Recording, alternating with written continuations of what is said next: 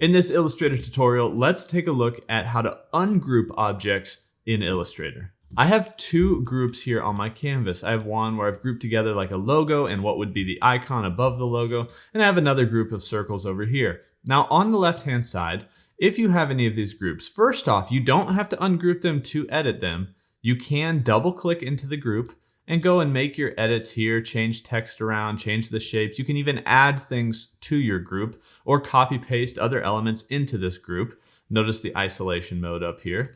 But I double clicked to get out of that, by the way. If you just want to ungroup this, all you have to do is right click on your group and go to ungroup.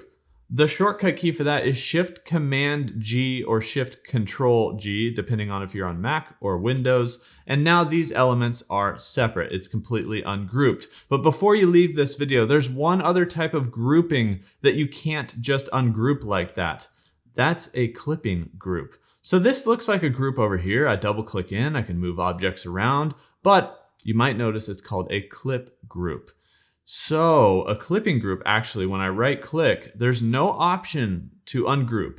There's also no option with the shortcut keys to ungroup, because what you have here is actually a clipping mask that's grouped objects together, but sort of cutting it off, right? Cutting off the view of the objects inside of, or I should say outside of, this clipping mask.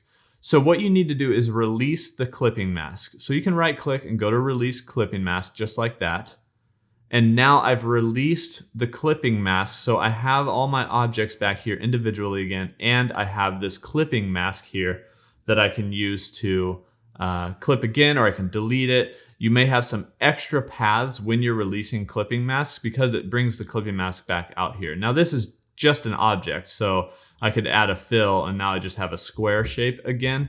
So if you know how to create clipping masks or you've done that before, you would know what I'm talking about here. And just to show you really quick, might as well. If I have an object over the top, it could use the pen tool. You could be creating a different mask and I have objects underneath it, anything, imagery, text, shapes, anything. I can select these and I can make that clipping mask and it clips it to the top object. So the top object would be my mask. Everything below it would get clipped inside of it. So that's how we made that clipping group. But really this was to show you that sometimes things like you can't ungroup stuff, and I don't think everyone maybe knows what a clipping group is.